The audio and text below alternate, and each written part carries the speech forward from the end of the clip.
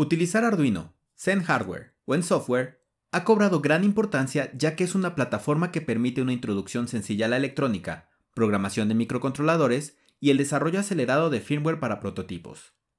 Sin embargo, es común observar que, en el afán de facilitar el desarrollo de código, se pierde la formalidad y se cometen simplificaciones que comprometen el verdadero potencial que Arduino puede ofrecer. Hola, mi nombre es Israel y hoy les daré algunos consejos para hacer su código Arduino más profesional.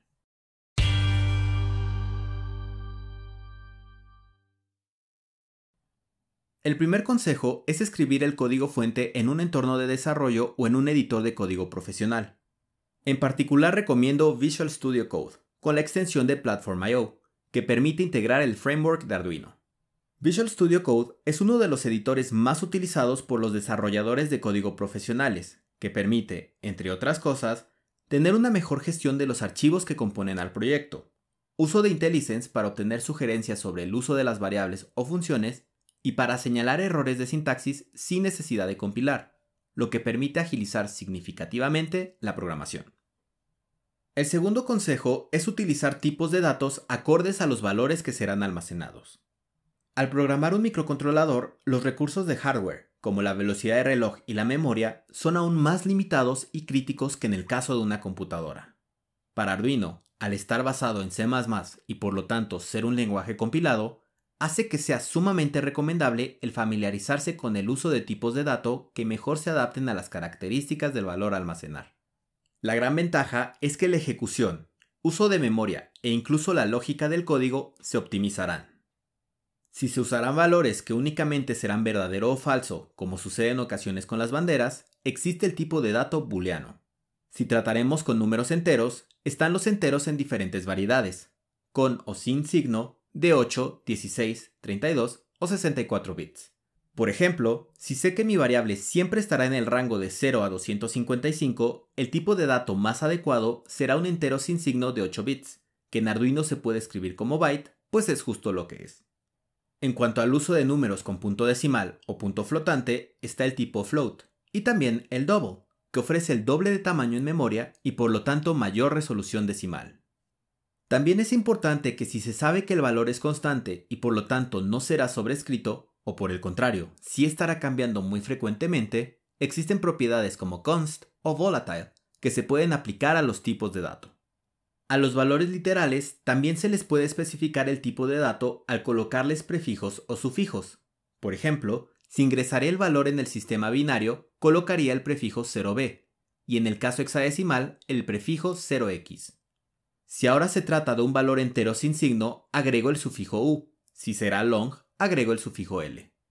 En el caso de un valor de punto flotante, debo agregar el sufijo f. Algo importante es que el tipo de dato debe ser apto para recibir el valor literal. Un caso particular es cuando sucede desborde de variable, o por su nombre en inglés, overflow. Por ejemplo, si el contador con tipo de dato entero sin signo de 8 bits pasa de 255 a 256, este se reinicia a 0 y puede generar efectos no deseados en la ejecución del código. El tercer consejo es usar nombres de funciones y variables adecuados y que sigan una convención. Para cada lenguaje e incluso en diferentes empresas e instituciones, se han desarrollado guías que establecen cómo nombrar a las variables, funciones, métodos, clases y macros. El detalle importante de estas guías es que los miembros del equipo de desarrollo puedan leer e identificar más rápidamente lo que se está haciendo en el código fuente a través de la consistencia en la forma de escribir código.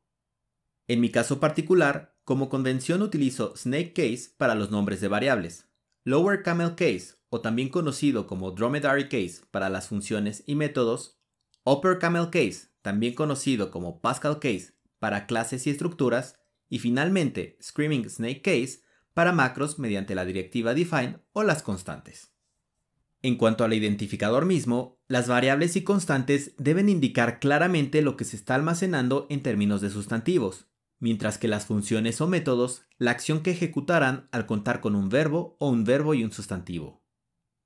Al hacer esto, el código será mucho más entendible para otros programadores e incluso para el mismo programador si accede al código en el futuro. Además, esto permitirá que el código no requiera de gran cantidad de comentarios para su comprensión, Como paréntesis, los comentarios preferentemente deben describir o aclarar lo que se hace en un bloque de código, no línea a línea. El cuarto consejo es evitar lo que se llama en programación como números mágicos. Un número mágico es aquel que escribimos a lo largo del código, y aunque sabemos por qué lo colocamos, no se establece explícitamente a qué se refiere, pues no está asociado a una variable o constante. Además, si se utiliza de forma repetida a lo largo del código y tiene que ser cambiado, sería necesario buscar su aparición en todo el código, por lo que siempre es conveniente definir todos estos valores. El quinto consejo es evitar el uso del delay. Con la excepción de las interrupciones, el delay bloquea la ejecución de cualquier otro proceso que pueda realizar el microcontrolador, por lo que si existe otra acción que se tenga que hacer durante la espera, el delay no lo permitirá. Para evitar esta situación, es preferible realizar lo que se conoce como polling de tiempo, en donde en cada iteración del loop se verificará si ha transcurrido el tiempo necesario al comparar el tiempo actual del microcontrolador, obtenido mediante la función millis, o en caso de requerir mayor resolución temporal, micros, y un tiempo almacenado previamente. Es importante que los procesos que se realicen en el polling de tiempo no se ejecuten en más tiempo del que se necesita esperar. Otra alternativa es utilizar lo que se conoce como interrupciones de tiempo y que se comportan como una alarma. El sexto consejo es hacer que el código sea modular y compacto, lo que permitirá que el código principal, es decir, el main o el ino, independientemente de la complejidad del proyecto, sea corto y simple al solo mostrar los procesos de alto nivel que serán ejecutados.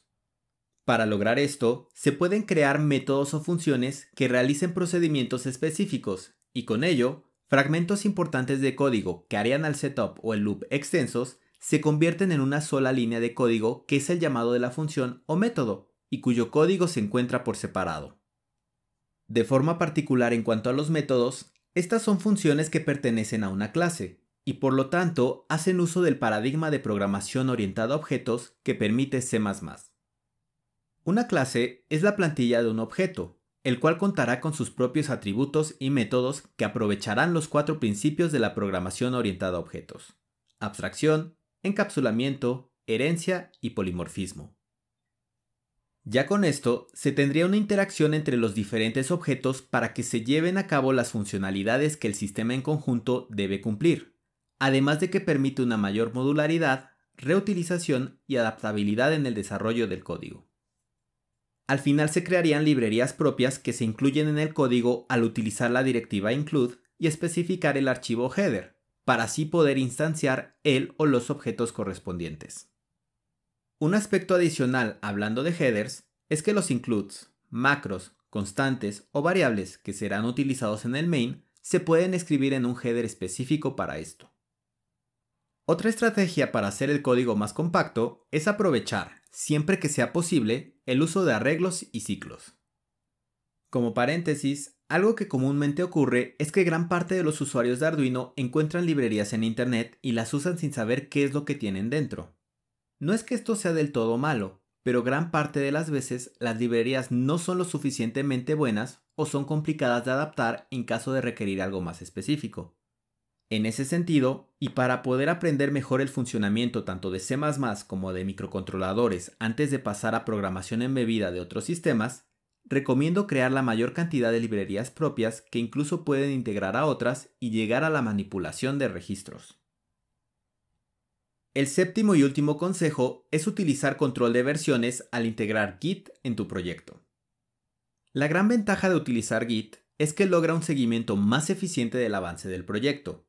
De forma particular, permite una mejor colaboración si más personas están trabajando en el mismo proyecto al poder observar el historial de modificaciones, comparar cambios y seleccionar el cambio que será incluido en el repositorio.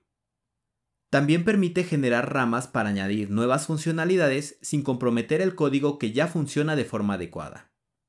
A su vez, es posible tener repositorios remotos en la nube, como lo son GitHub, GitLab o Bitbucket.